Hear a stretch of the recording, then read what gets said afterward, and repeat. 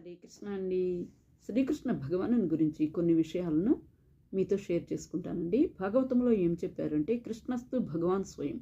శ్రీకృష్ణుడు భగవంతుడిగా అవతరించారు. భగవంతుడే శ్రీకృష్ణుడు. భగవంతుడు ప్రతి యుగంలో ఎందుకు అవతరించారో తాను తన గురించి భగవద్గీతలో చెప్పుకున్నారు. పవిత్రాణాయ సాధూనాం వినాశాయ చ దుష్కృతాం ధర్మ సంస్థాపనార్థాయ సంభవామి యుగే యుగే. ప్రతి యుగంలో కూడా స్వామి అవతరించటానికి మొదటి కారణం తన భక్తులకు ఆనందాన్ని ఇవ్వడానికి, తన భక్తులతో లీల చేయడానికి, తన భక్తుల ప్రేమను ఆస్వాదించడానికి. రెండవ కారణం భక్తులను కష్టపెట్టే వాళ్లను నిర్మూలించడానికి, తర్వాత ధర్మాన్ని స్థాపించడానికి. ధర్మం అంటే ఏమిటి? ధర్మస్తు సాక్షాత్ భగవత్ ప్రణీతం. భగవంతుడు చెప్పింది ధర్మం. ఇది ధర్మమా అది ధర్మమా అంటే స్వామి చెప్పింది చేయటమే ధర్మం.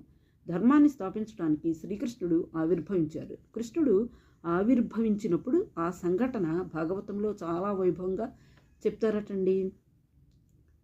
జలధరు దేహు నాజాను చతుర్బాహు సరసీలు జాక్షు విశాలాక్షు జారు గధా శంఖచక్ర పద్మ విలాసు కంఠ కౌస్తభమణి కాంతిభాను కమనీయ కటిసూత్ర కంకణ కేయూర శ్రీవత్సలాంచలాంఛిత విహారు సులకుండల ప్రభావిత కుండలాటు వైఢూర్యమణి గణవర కిరీటు బాలు పూర్ణేందు రుజుజాలు సుగుణాలు బాలు భక్తలోక బాలు కృపా విశాలు చూచి తిలకించి పులకించి వచ్చి చెలరేగి వసుదేవ ఉచ్చయింపే. అంత ఆనందంగా దేవకీ గర్భమున ఆవిర్భవించారటండి.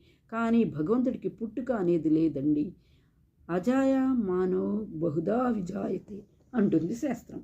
పుట్టుక లేనివాడు వివిధ రూపాలలో ఆవిర్భవించారట. దేవతలందరికీ భూలోకం అంటే విరక్తటండి. ఎందుకంటే వారు భూలోకం చెడులోకమని భావిస్తారట.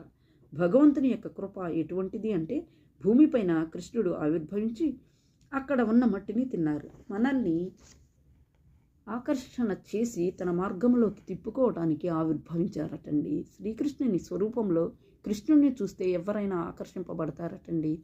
ఆయన్ని చూస్తేనే తల త్రిప్పుకోలేమట. ఆయన గురించి వింటే మన చెవులు వినకుండా ఆగలేవట. నామాన్ని చెప్తే నామం చెప్పకుండా ఉండలేమట. అంత అత్యద్భుతమైన స్వరూపంలో స్వామి శ్రీకృష్ణుడిగా అవతరించారట. భగవంతుడికి పుట్టుక మరణం లేదండి. భగవంతుడు ఆవిర్భవిస్తారు, ఆ తర్వాత అవతారాన్ని పరిసమాప్తి చేస్తారు. మనం భగవంతుడిని అర్థం చేసుకోవాలి అంటే భగవంతుడు చెప్పిన శాస్త్రాలను చదవాలి. కృష్ణుడు చెప్పిన శాస్త్రం శ్రీమద్ భాగవతం.